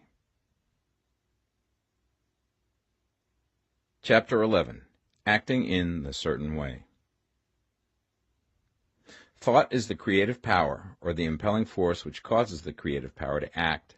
Thinking in a certain way will bring riches to you, but you must not rely upon thought alone, paying no attention to personal action. That is the rock upon which many otherwise scientific metaphysical thinkers meet shipwreck, the failure to connect thought with personal action. We have not yet reached the stage of development, even supposing such a stage to be possible, in which man can create directly from formless substance without nature's processes or the work of human hands. Man must not only think, but his personal action must supplement his thought. By thought you can cause the gold in the hearts of the mountains to be impelled towards you, but it will not mine itself, refine itself, coin itself into double eagles, and come rolling along the roads seeking its way into your pocket. Under the impelling power of the Supreme Spirit, men's affairs will be so ordered that someone will be led to mine the gold for you. Other men's business transactions will be so directed that the gold will be brought toward you, and you must so arrange your own business affairs that you may be able to receive it when it comes to you. Your thought makes all things, animate and inanimate, work to bring you what you want, but your personal activity must be such that you can rightly receive what you want when it reaches you. You are not to take it as charity, nor to steal it. You must give every man more in use value than he gives you in cash value. The scientific use of thought consists in forming a clear and distinct mental image of what you want, in holding fast to the purpose to get what you want, and in realizing with grateful faith that you do get what you want. Do not try to project your thought in any mysterious or occult way, with the idea of having it go out and do things for you. That is a wasted effort and will weaken your power to think with sanity. The action of thought in getting rich is fully explained in the preceding chapters. Your faith and purpose positively impress your vision upon formless substance, which has the same desire for more life that you have. And this vision, received from you, sets all the creative forces at work in and through their regular channels of action, but directed towards you. It is not your part to guide or supervise the creative process. All you have to do with that is to retain your vision, stick to your purpose, and maintain your faith and gratitude. But you must act in a certain way, so that you can appropriate what is yours when it comes to you, so that you can meet the things you have in your picture and put them in their proper places as they arrive. You can really see the truth of this. When things reach you, they will be in the hands of other men, who will ask an equivalent for them. And you can only get what is yours by giving the other man what is his. Your pocketbook is not going to be transformed into a Fortunata's purse, which shall be always full of money without effort on your part. This is the crucial point in the science of getting rich, right here, where thought and personal action must be combined. There are very many people who, consciously or unconsciously, set the creative forces in action by the strength and persistence of their desires, but who remain poor because they do not provide for the reception of the thing they want when it comes. By thought, the thing you want is brought to you. By action, you receive it. Whatever your action is to be, it is evident that you must act now. You cannot act in the past, and it is essential to the clearness of your mental vision that you dismiss the past from your mind. You cannot act in the future, for the future is not here yet, and you cannot tell how you will want to act in any future contingency until that contingency has arrived. Because you are not in the right business or the right environment now, do not think that you must postpone action until you get into the right business or environment. And do not spend time in the present taking thought as to the best course in possible future emergencies. Have faith in your ability to meet any emergency when it arrives. If you act in the present with your mind on the future, your present action will be with a divided mind and will not be effective. Put your whole mind into present action. Do not give your creative impulse to original substance, and then sit down and wait for results. If you do, you will never get them. Act now. There is never any time but now, and there never will be any time but now. If you are ever to begin to make ready for the reception of what you want, you must begin now. And your action, whatever it is, must most likely be in your present business or employment, and must be upon the persons and things in your present environment. You cannot act where you are not, you cannot act where you have been, and you cannot act where you are going to be. You can act only where you are. Do not bother as to whether yesterday's work was well done or ill done. Do today's work well. Do not try to do tomorrow's work now. There will be plenty of time to do that when you get to it. Do not try, by occult or mystical means, to act on people or things that are out of your reach. Do not wait for a change of environment. Before you act, get a change of environment by action. You can so act upon the environment in which you are now as to cause yourself to be transferred to a better environment. Hold with faith and purpose the vision of yourself in the better environment, but act upon your present environment with all your heart and with all your strength and with all your mind. Do not spend any time in daydreaming or castle building. Hold to the one vision of what you want and act now. Do not cast about seeking some new thing to do, or some strange, unusual, or remarkable action to perform as a first step towards getting rich. It is probable that your actions, at least for some time to come, will be those you have been performing for some time past, but you are to begin now to perform these actions in a certain way, which will surely make you rich. If you are engaged in some business and feel that it is not the right one for you, do not wait until you get into the right business before you begin to act. Do not feel discouraged or sit down and lament because you are misplaced. No man was ever so misplaced that he could not find the right place, and no man ever became so involved in the wrong business but that he could get into the right business. Hold the vision of yourself in the right business, with the purpose to get into it, and the faith that you will get into it, and are getting into it, but act in your present business. Use your present business as the means of getting a better one, and use your present environment as the means of getting into a better one. Your vision of the right business, if held with faith and purpose, will cause the Supreme to move the right business towards you, and your action, if performed in a certain way, will cause you to move towards the business. If you are an employee or wage earner and feel that you must change places in order to get what you want, do not project your thought into space and rely upon it to get you another job. It will probably fail to do so. Hold the vision of yourself in the job you want, while you act with faith and purpose on the job you have, and you will certainly get the job you want. Your vision and faith will set the creative force in motion to bring it toward you, and your action will cause the forces in your own environment to move you toward the place you want. In closing this chapter, we will add another statement to our syllabus. There is a thinking stuff from which all things are made, and which, in its original state, permeates, penetrates, and fills the interspaces of the universe. A thought in this substance produces the thing that is imaged by the thought. Man can form things in his thought, and, by impressing his thought upon formless substance, can cause the thing he thinks about to be created. In order to do this, man must pass from the competitive to the creative mind. He must form a clear mental picture of the thing he wants, and hold this picture in his thoughts with the fixed purpose to get what he wants, and the unwavering faith that he does get what he wants, closing his mind to all that may tend to shake his purpose, dim his vision, or quench his faith. That he may receive what he wants when it comes, man must act now upon the people and things in his present environment. Chapter 12. Efficient Action. You must use your thought as directed in previous chapters, and begin to do what you can do where you are. And you must do all that you can do where you are. You can advance only by being larger than your present place, and no man is larger than his present place who leaves undone any of the work pertaining to that place. The world is advanced only by those who more than fill their present places. If no man quite filled his present place, you can see that there must be a going backward in everything. Those who do not quite fill their present places are dead weight upon society, government, commerce, and industry. They must be carried along by others at a great expense. The progress of the world is retarded only by those who do not fill the places they are holding.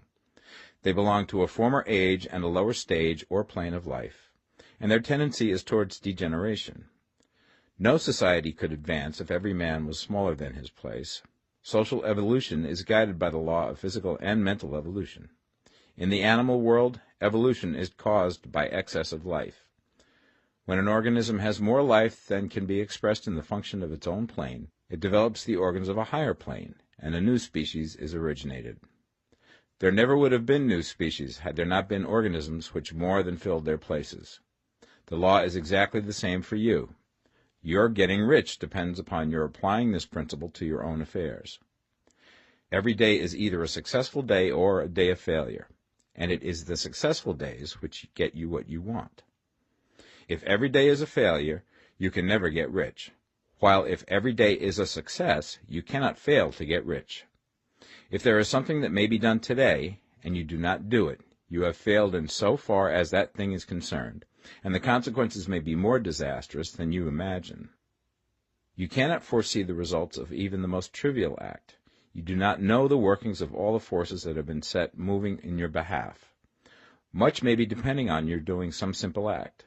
It may be the very thing which is to open the door of opportunity to very great possibilities. You can never know all the combinations which Supreme Intelligence is making for you in the world of things and of human affairs. Your neglect or failure to do some small thing may cause a long delay in getting what you want. Do, every day, all that can be done that day. There is, however, a limitation or qualification of the above that you must take into account. You are not to overwork, not to rush blindly into your business in the effort to do the greatest possible number of things in the shortest possible time. You are not to try to do tomorrow's work today, nor to do a week's work in a day. It is really not the number of things you do, but the efficiency of each separate action that counts. Every act is, in itself, either a success or a failure. Every act is, in itself, either effective or inefficient. Every inefficient act is a failure, and if you spend your life in doing inefficient acts, your whole life will be a failure. The more things you do, the worse for you if all your acts are inefficient ones. On the other hand, every efficient act is a success in itself, and if every act of your life is an efficient one, your whole life must be a success. The cause of failure is doing too many things in an inefficient manner, and not doing enough things in an efficient manner. You will see that it is a self-evident proposition that if you do not do any inefficient acts, and if you do a sufficient number of efficient acts, you will become rich. If, now, it is possible for you to make each act an efficient one, you see again that the getting of riches is reduced to an exact science, like mathematics. The matter turns, then, on the questions whether you can make each separate act a success in itself, and this you certainly can do. You can make each act a success because all power is working with you, and all power cannot fail. Power is at your service, and to make each act efficient, you have only to put power into it. Every action is either strong or weak, and when everyone is strong, you are acting in a certain way, which will make you rich. Every act can be made strong and efficient by holding your vision while you are doing it, and putting the whole power of your faith and purpose into it. It is at this point that the people fail who separate mental power from personal action. They use the power of the mind in one place and at one time, and they act in another place at another time. So their acts are not successful in themselves. Too many of them are inefficient. But if all power goes into every act, no matter how commonplace, every act will be a success in itself. And as in the nature of things, every success opens the way to other successes, your progress towards what you want and the progress of what you want toward you will become increasingly rapid. Remember that successful action is cumulative in its results. Since the desire for more life is inherent in all things, when a man begins to move towards larger life, more things attach themselves to him, and the influence of his desire is multiplied. Do, every day, all that you can do that day, and do each act in an efficient manner. In saying that you must hold your vision while you are doing each act, however trivial or commonplace, I do not mean to say that it is necessary at all times to see the vision distinctly to its smallest details. It should be the work of your leisure hours to use your imagination on the details of your vision, and to contemplate them until they are firmly fixed upon memory. If you wish speedy results, spend practically all your spare time in this practice. By continuous contemplation you will get the picture of what you want, even to the smallest details, so firmly fixed upon your mind and so completely transferred to the mind of formless substance, that in your working hours you need only to mentally refer to the picture to stimulate your faith and purpose, and cause your best effort to be put forth. Contemplate your picture in your leisure hours until your consciousness is so full of it that you can grasp it instantly. You will become so enthused with its bright promises that the mere thought of it will call forth the strongest energies of your whole being. Let us again repeat our syllabus, and by slightly changing the closing statements, bring it to the point we have now reached. There is a thinking stuff from which all things are made, and which, in its original state, permeates, penetrates, and fills the interspaces of the universe. A thought in this substance produces the thing that is imaged by the thought. Man can form things in his thought, and, by impressing his thought upon formless substance, can cause the thing he thinks about to be created. In order to do this, man must pass from competitive to the creative mind.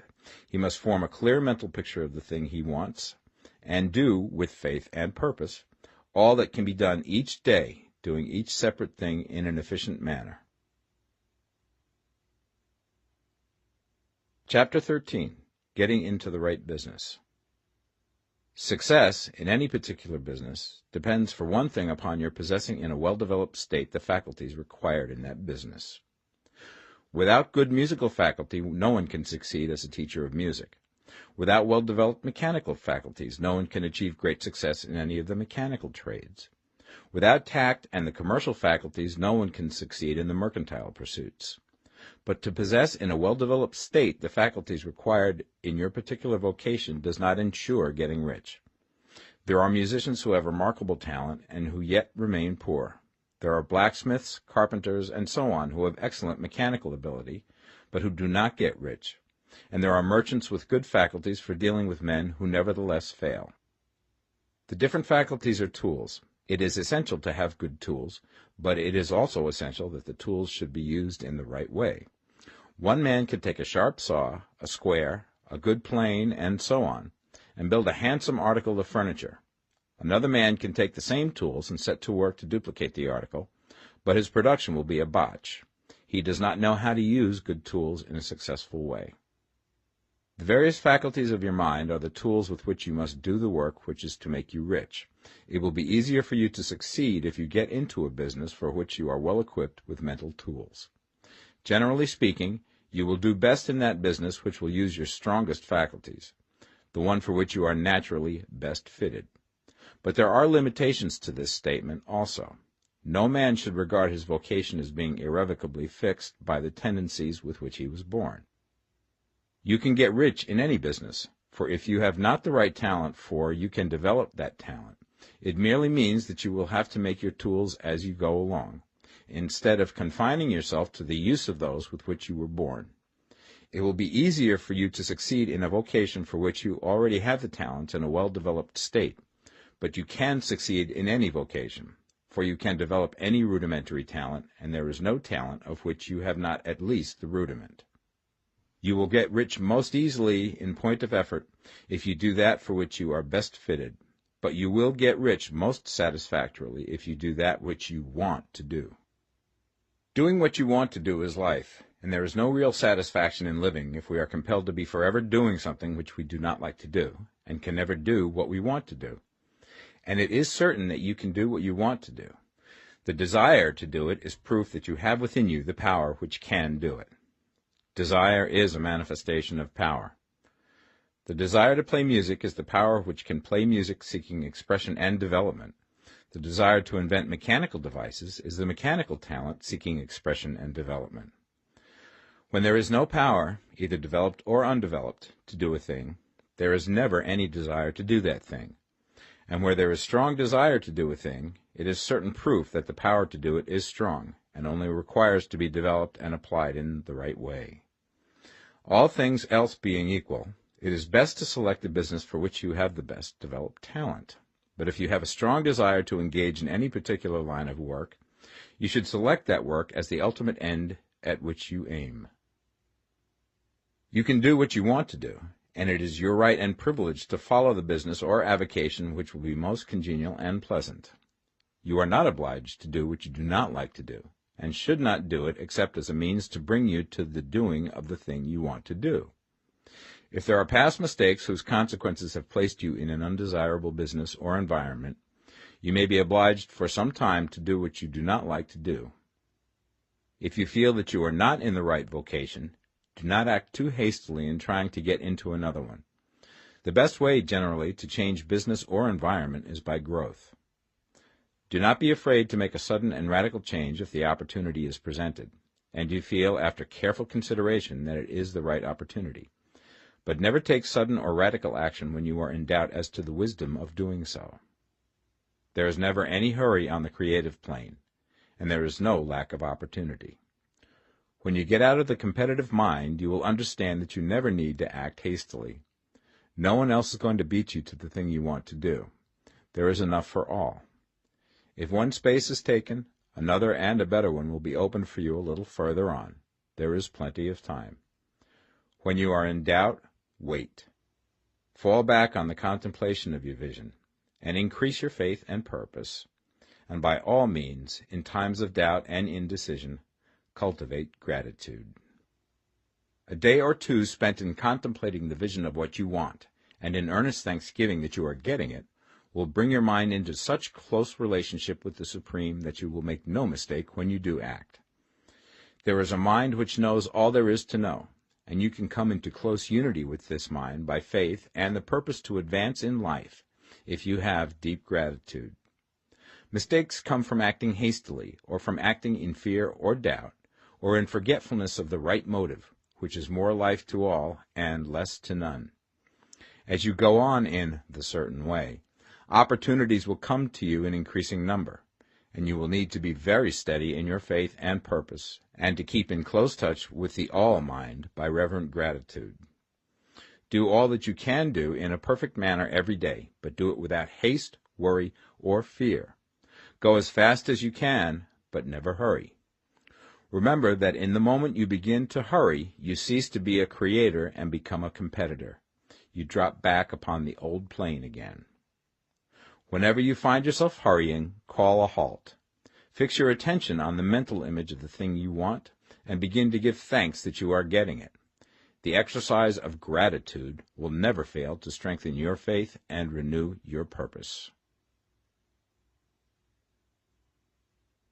Chapter 14. The Impression of Increase.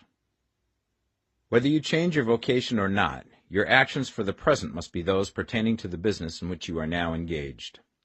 You can get into the business you want by making constructive use of the business you are already established in, by doing your daily work in a certain way. And in so far as your business consists in dealing with other men, whether personally or by letter, the key thought of all your efforts must be to convey to their minds the impression of increase. Increase is what all men and women are seeking.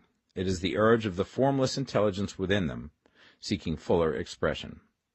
The desire for increase is inherent in all nature. It is the fundamental impulse of the universe. All human activities are based on the desire for increase.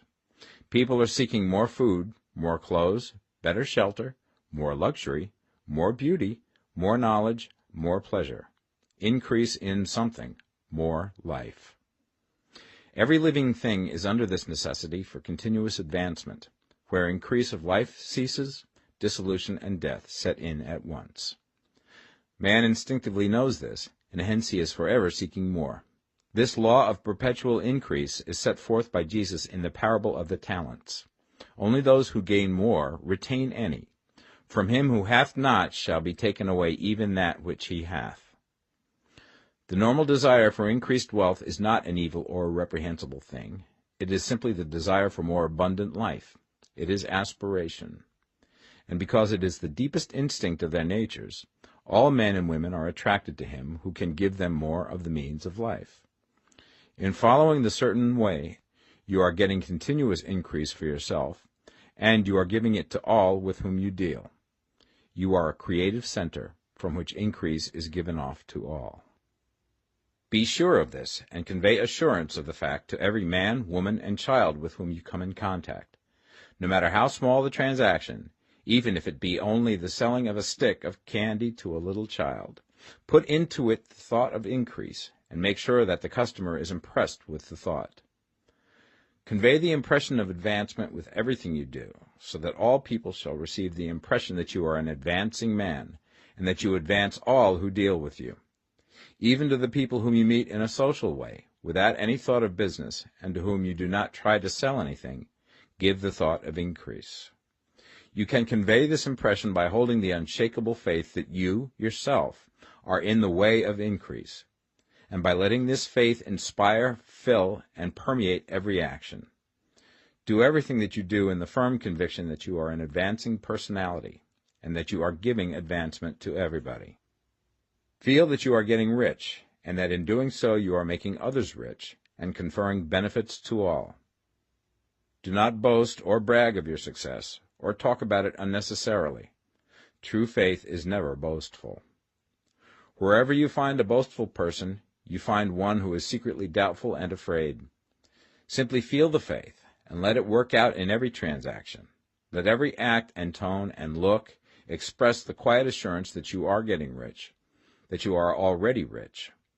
Words will not be necessary to communicate this feeling to others. They will feel the sense of increase when in your presence, and will be attracted to you again. You must so impress others that they will feel that in associating with you they will get increase for themselves. See that you give them a use value greater than the cash value you are taking from them. Take an honest pride in doing this, and let everybody know it, and you will have no lack of customers. People will go where they are given increase, and the Supreme, which desires increase in all, and which knows all, will move towards you men and women who have never heard of you. Your business will increase rapidly, and you will be surprised at the unexpected benefits which will come to you. You will be able from day to day to make larger combinations, secure greater advantages, and to go on into a more congenial vocation if you desire to do so. You must never lose sight of your vision of what you want, or your faith and purpose to get what you want. Let me here give you another word of caution in regards to motives. Beware of the insidious temptation to seek for power over other men. Nothing is so pleasant to the unformed or partially developed mind as the exercise of power or dominion over others. The desire to rule for selfish gratification has been the curse of the world.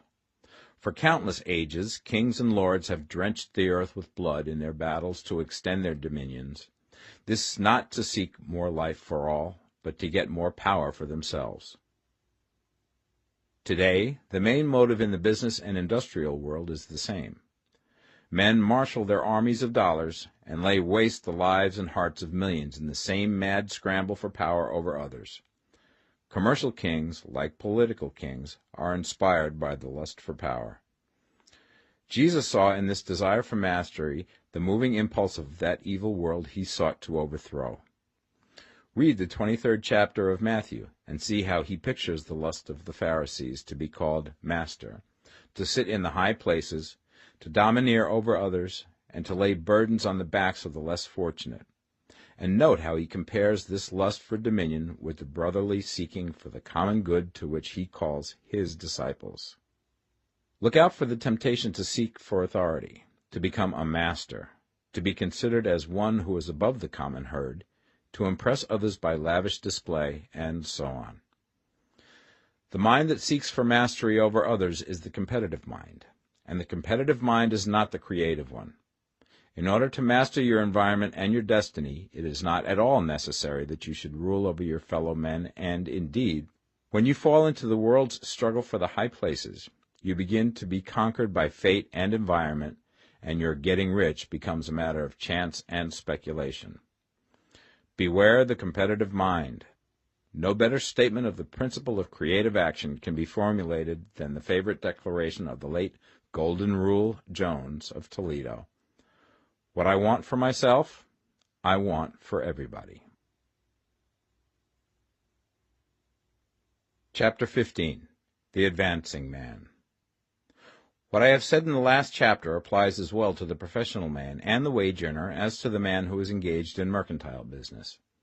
No matter whether you are a physician, a teacher, or a clergyman, if you can give increase of life to others and make them sensible of the fact, they will be attracted to you and you will get rich.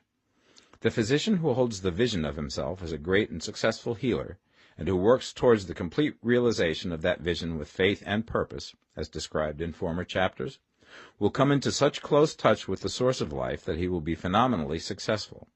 Patients will come to him in throngs. No one has a greater opportunity to carry into effect the teaching of this book than the practitioner of medicine. It does not matter to which of the various schools he may belong, for the principle of healing is common to all of them, and may be reached by all alike.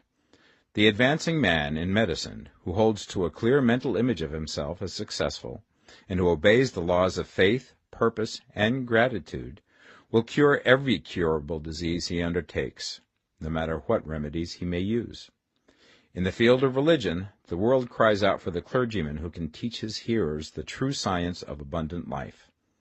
He who masters the details of the science of getting rich, together with the allied sciences of being well, of being great, and of winning love, and who teaches these details from the pulpit, will never lack for a congregation. This is the gospel that the world needs. It will give increase of life, and men will hear it gladly, and will give liberal support to the man who brings it to them. What is now needed is a demonstration of the science of life from the pulpit. We want preachers who can not only tell us how, but who, in their own persons, will show us how. We need the preacher who will himself be rich, healthy, great, and beloved, to teach us how to attain to these things, and when he comes he will find a numerous and loyal following. The same is true of the teacher who can inspire the children with the faith and purpose of the advancing life. He will never be out of a job, and any teacher who has this faith and purpose can give it to his pupils. He cannot help giving it to them if it is part of his own life and practice. What is true of the teacher, preacher, and physician is true of the lawyer, dentist, real estate man, insurance agent, of everybody. The combined mental and personal action I have described is infallible. It cannot fail. Every man and woman who follows these instructions steadily, perseveringly, and to the letter will get rich. The law of the increase of life is as mathematically certain in its operation as the law of gravitation. Getting rich is an exact science. The wage earner will find this as true of his case as of any others mentioned. Do not feel that you have no chance to get rich because you are working where there is no visible opportunity for advancement, where wages are small and the cost of living high. Form your clear mental vision of what you want and begin to act with faith and purpose. Do the work that you can do every day and do each piece of work in a perfectly successful manner. Put the power of success and the purpose to get rich into everything that you do. But do not do this merely with the idea of currying favor with your employer in the hopes that he or those above you will see your good work and advance you. It is not likely that they will do so. The man who is merely a good workman, filling his place to the very best of his ability, and satisfied with that, is valuable to his employer, and it is not to the employer's interest to promote him. He is worth more where he is. To secure advancement, something more is necessary than to be too large for your place.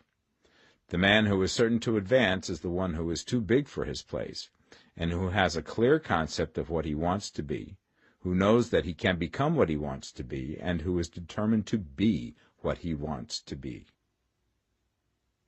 Do not try to more than fill your present place with a view to pleasing your employer. Do it with the idea of advancing yourself. Hold the faith and purpose of increase during work hours, after work hours, and before work hours. Hold it in such a way that every person who comes in contact with you, whether foreman, fellow workman, or social acquaintance, will feel the power of purpose radiating from you, so that everyone will get the sense of advancement and increase from you. Men will be attracted to you, and if there is no possibility for advancement in your present job, you will very soon see an opportunity to take another job. There is a power which never fails to present opportunity to the advancing man who is moving in obedience to law. God cannot help helping you if you act in a certain way. He must do so in order to help himself. There is nothing in your circumstances or in the industrial situation that can keep you down. If you cannot get rich working for the Steel Trust, you can get rich on a 10-acre farm.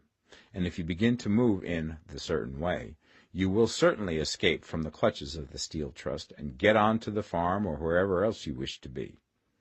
If a few thousands of its employees would enter upon the certain way, the Steel Trust would soon be in a bad plight.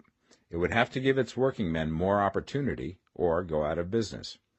Nobody has to work for a trust.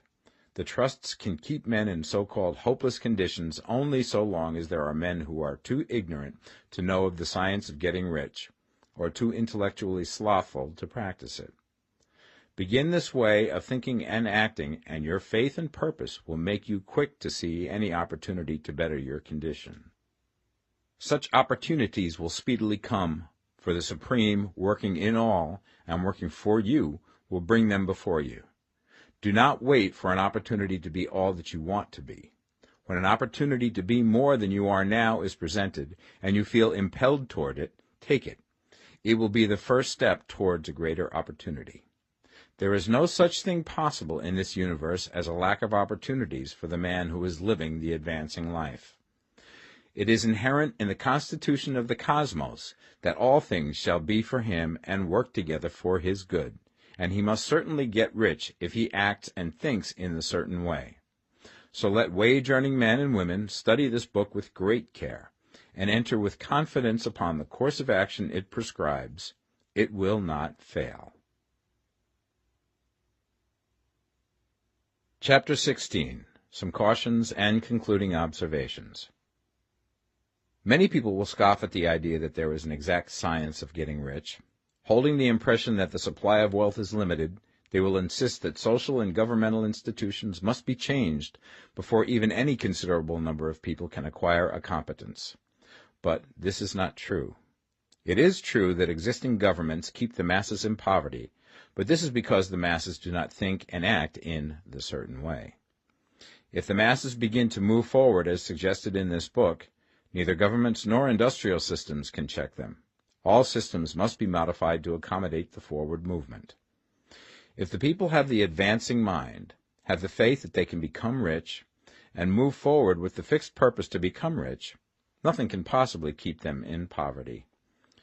Individuals may enter upon the certain way at any time and under any government, and may make themselves rich. And when any considerable number of individuals do so under any government, they will cause the system to be so modified as to open the way for others. The more men who get rich on the competitive plane, the worse for others. The more who get rich on the creative plane, the better for others. The economic salvation of the masses can only be accomplished by getting a large number of people to practice the scientific method set down in this book and become rich. These will show others the way and inspire them with a desire for real life, with the faith it can be attained, and with the purpose to attain it. For the present, however, it is enough to know that neither the government under which you live nor the capitalistic or competitive system of industry can keep you from getting rich. When you enter upon the creative plane of thought, you will rise above all these things and become a citizen of another kingdom. But remember that your thought must be held upon the creative plane.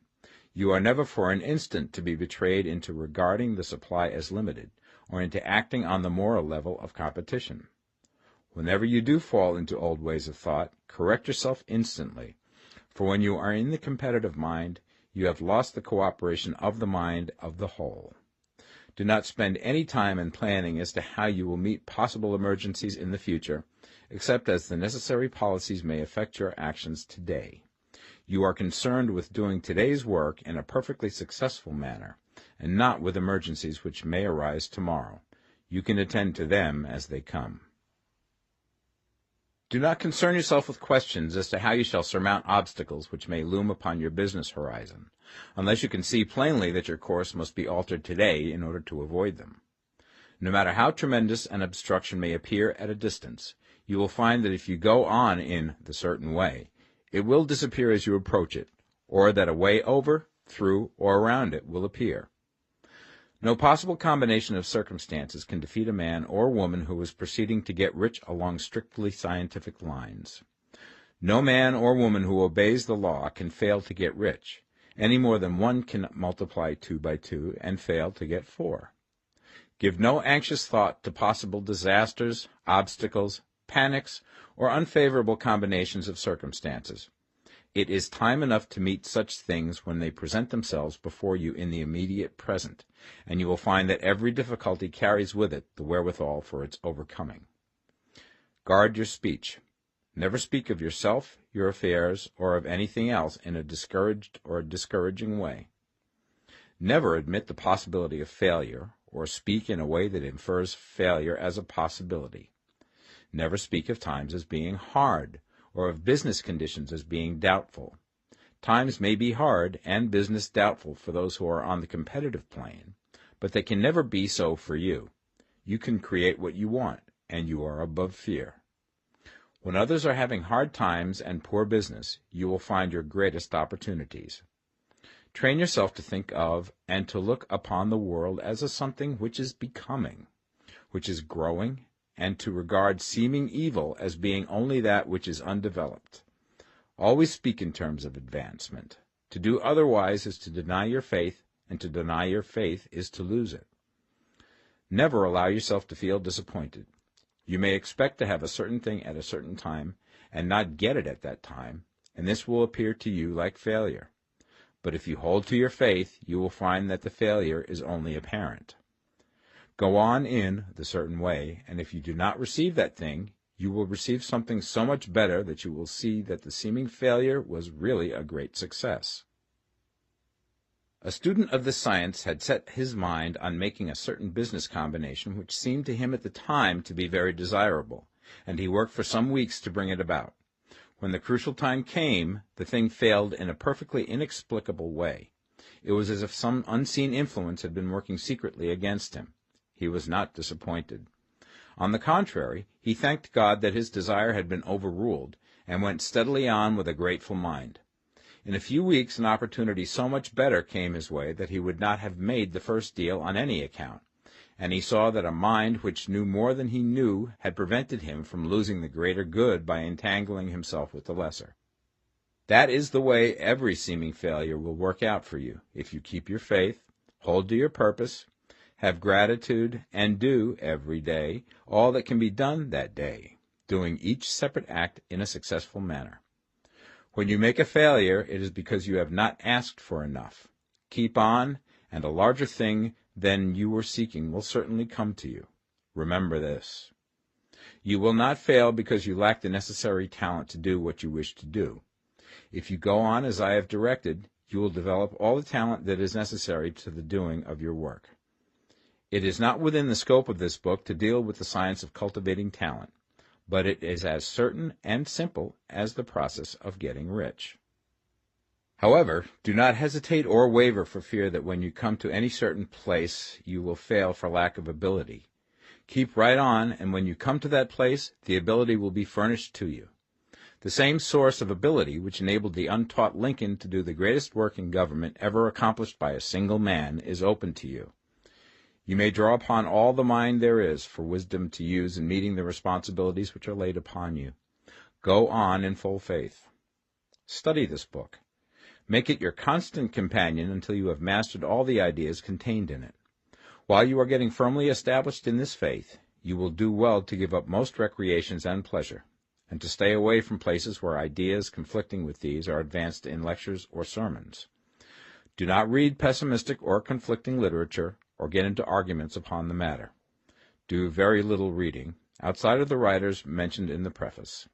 Spend most of your leisure time in contemplating your vision, and in cultivating gratitude, and in reading this book.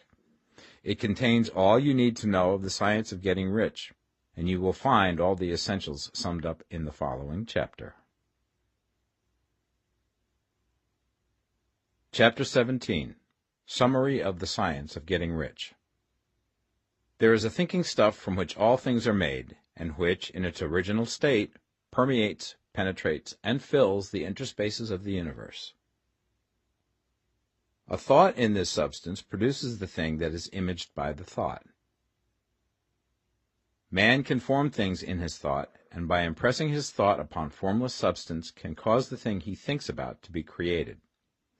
In order to do this, man must pass from the competitive to the creative mind, otherwise he cannot be in harmony with the formless intelligence, which is always creative and never competitive in spirit. Man may come into full harmony with the formless substance by entertaining a lively and sincere gratitude for the blessings it bestows upon him. Gratitude unifies the mind of man with the intelligence of substance, so that man's thoughts are received by the formless. Man can remain upon the creative plane only by uniting himself with the formless intelligence through a deep and continuing feeling of gratitude. Man must form a clear and definite mental image of the things he wishes to have, to do, or to become, and he must hold this mental image in his thoughts, while being deeply grateful to the Supreme that all his desires are granted to him. The man who wishes to get rich must spend his leisure hours in contemplating his vision, and in earnest thanksgiving that the reality is being given to him.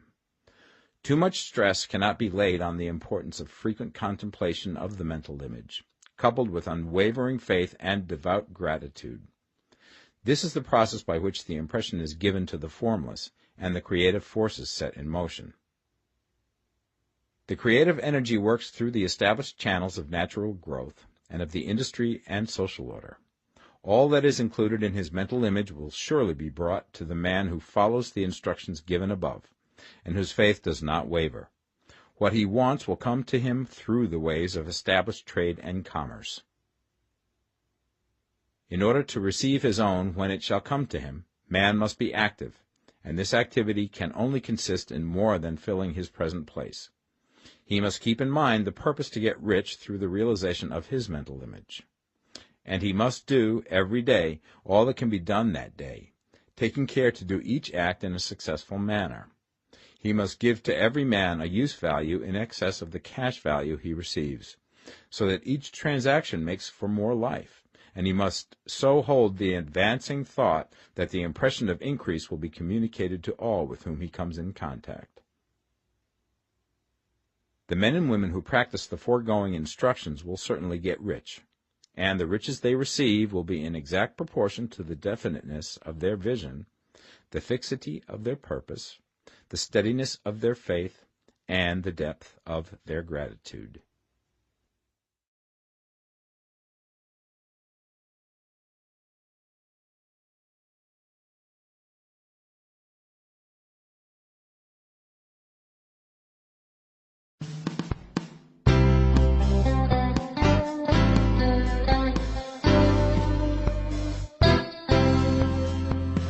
The Science of Getting Rich by Wallace D. Wattles.